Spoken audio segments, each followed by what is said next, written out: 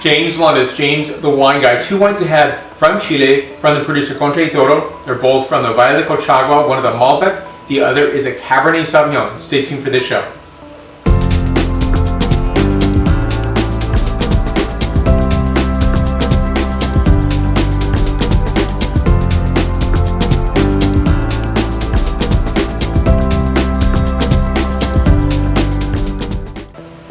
So 2 wines here, and what I'm going to do first is introduce the Malbec, then I'll introduce the Cabernet Sauvignon. So in this video review, it's going to be different. I have 2 wines ahead, which is not unusual. I've done this before, but in this video review, I'm going to do the point scores first, then the descriptors. So I'm trying to give more of a justification format. That's really where I'm headed on this. So you'll let me know if you like that format or not. So I welcome your comments and your feedback, because ultimately it may look really awkward and not make any sense. So I'd really like to know that.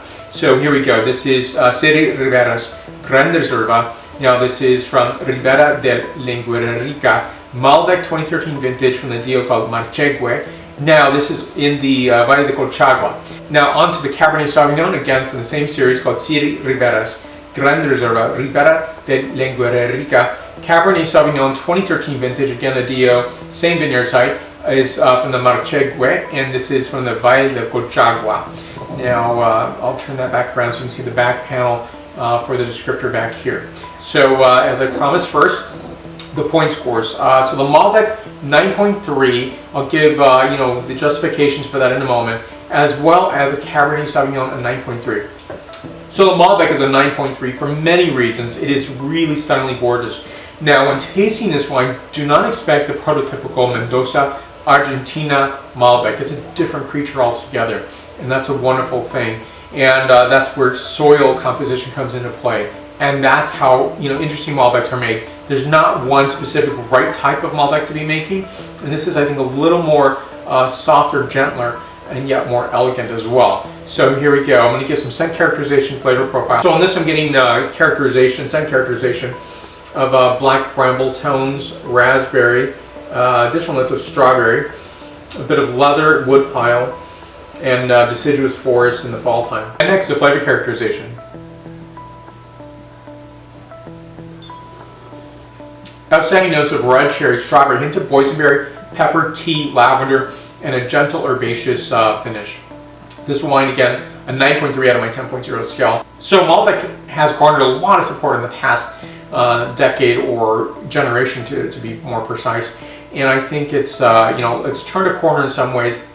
Yes, it's still very popular, but I think there's a whole experience set out there, including yourself, who might be seeking a different experience of Malbec. This is one of these wines. It is fantastically beautiful. Again, 93 points out of 100 points. Next to the Cabernet Sauvignon. So here we go. I'm going to pour the Cabernet Sauvignon, and really outstanding wine here. It's fantastically nice. The 9.3 that I gave to this earlier, which was 93 points, is showing a very definitive sculpted wine, showing some beautiful characterization, and I think some really great homage to Chile. And it's coming from the same vineyard site, such as this one right here. It's coming from the Palo Santo vineyard. Now this wine is really gorgeous, beautiful. The soil composition is loam and granite. And the winemaker on both these wines is Marcio Ramirez. So this wine is really showing the beauty and characterization of why Chile is so sought after for the Bordeaux varieties. It's doing a fantastic job. This is 90% Cabernet Sauvignon, 7% Carmenere, 3% Cabernet Franc. It really is that, I think, definitive point of blending together the Bordeaux varieties, and yes, Carmenere is a Bordeaux variety, in a way that I think is really sculpted, elegant, and beautiful, and absolutely compelling. So this wine, first the scent characterization, and then the flavor profile. So definitive notes of blackberry patch and mid-afternoon heat acai, black plum, rusted wood tones, and red flowers. And next, the flavor characterization. This wine is giving notes of blackberry coulis, cherry, cassis, pepper, bay leaf marjoram, and a hint of lavender. Again, 93 points out of 100 points. This is a really outstanding, beautiful wine where I think, again, the harmonization of these varieties are really speaking well, playing well together.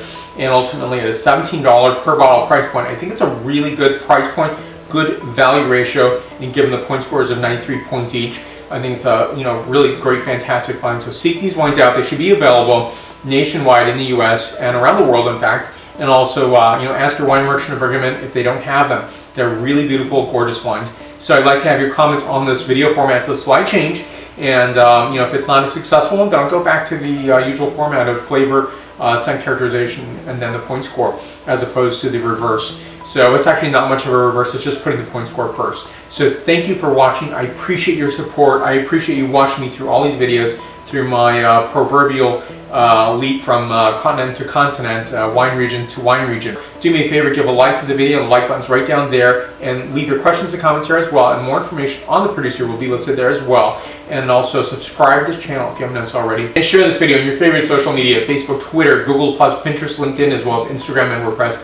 Thank you again for watching today. Stay tuned for more to come. Salut.